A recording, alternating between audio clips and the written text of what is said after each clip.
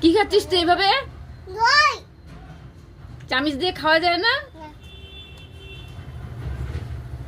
চিন্তা করো, সারা মুখ জামা কাপড় ভরায় দিছে দই খেয়ে।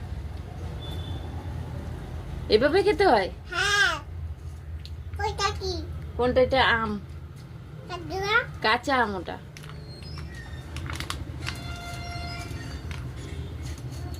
আছে গ্লাসটাতে দই আছে আরো? দেখি তো আছে নাকি। নেই তো, ফাঁকা, শেষ। একটুখানি আছে একটুখানি আছে। চামচ দিয়ে খেলে তো ভালো করে খেতে পারতি। হয়েছে হয়েছে, আর খেতে হবে না, রাখ। আছে